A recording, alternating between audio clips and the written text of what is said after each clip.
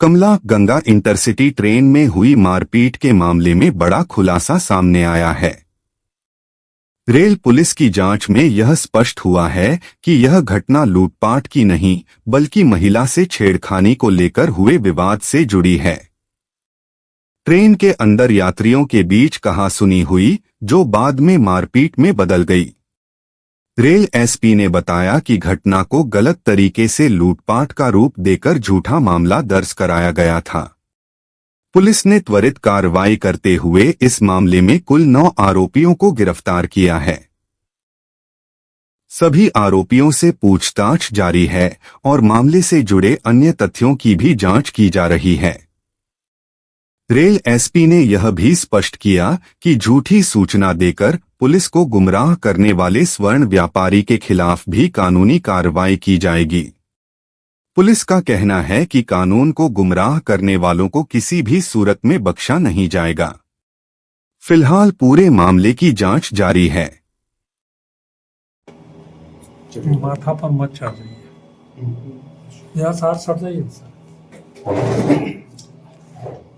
अबे जी आइए ना, लाइट बंद हो जाता अच्छा रहता सर, चेहरा रिफ्लेक्ट सबके साथ जब साथ छूटिए ना, नहीं आ रहा है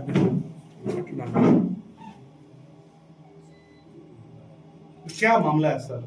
गिरफ्तारी काफी हो गई सर। मामला जो 20 जनवरी की घटना थानाध्यक्ष पार्क के द्वारा प्रतिवेदित किया गया था कि कमला गंगा इंटरसिटी से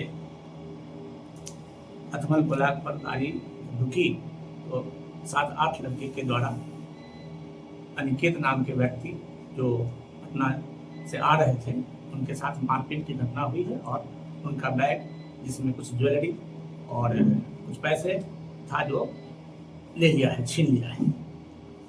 इस बात की घटना मिलते ही थानाध्यक्ष के द्वारा आरपीएफ के द्वारा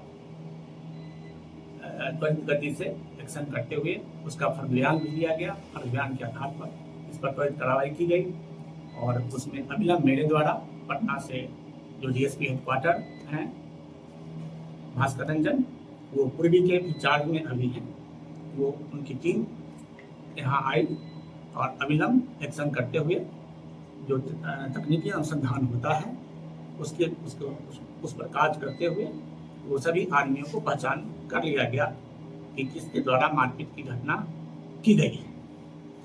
वो सभी लोगों बारी से 9 लड़का था, 9 लड़का अरेस्ट हो गया है। उसमें मेरे द्वारा वादी और वादी के पिता जो ट्रेन में थे उन लोगों का भी बयान लिया गया है। उन लोगों के द्वारा बताया गया कि जो वादी हैं अनिकेत, उनकी बहन और उनकी माँ साथ में आ रहे थे और उनका भाई भी था, जो लड़का मुकेश नाम है, वो आ रहा था और नीचे वाले सीट पर वो बैठा हुआ था और ये अनिकेत जो इस कांड का वादी है वो ऊपर वाले सीट पर बैठे हुए थे। फिर वहाँ से कुछ छेड़खानी की बात नीचे आकर के अनिकेत मुकेश के सिस्टर के साथ छेड़खानी की बात करने लगा। इसी पर मुकेश उग्र हो गया और ये अपने दोस्त को फोन कर दिया कि अथमल गोला में आ जाओ, ऐसे ऐसे छेड़खानी किया है। तो इसका दोस्त, मुकेश का दोस्त 8 लड़का जो गांव का नाम है कल्याणपुर जो थाना अथमल गोला अंतर्गत पड़ता है, वो सभी आ गए और 2-3 लड़का के हाथ में डंडा था जिससे अनिकेत को भी मारपीट कर दी और उनके बगल में उनके पिता दिलीप हैं जो बैठे हुए थे, तो बचाने आए तो उनको भी चोट लगी है। तो मामला ये छेड़खानी का आया है जिसमें मारपीट की घटना हुई है। लूट से संबंधित कोई घटना नहीं हुई है। जो वादी के पिता और जो ट्रेन में कुछ यात्री थे उनके बयान से भी पुष्टि होती है।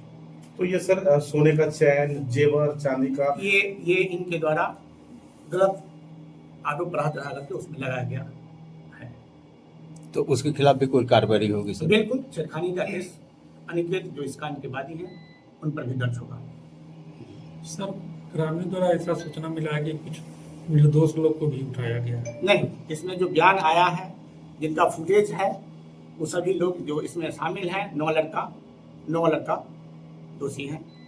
गुट बना करके आए और मारपीट की घटना ट्रेन में चढ़ करके किए। कितने नाबालिग हैं?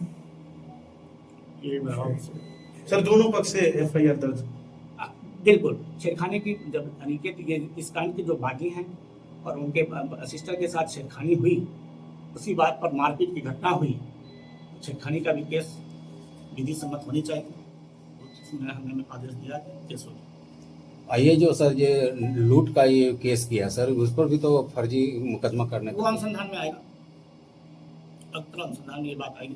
अच्छा एक और सर, बाढ़ रेलवे स्टेशन पर जाम की काफी समस्या रहती है सर, आप भी आज जाम में फंसते हुए नजर आए सर।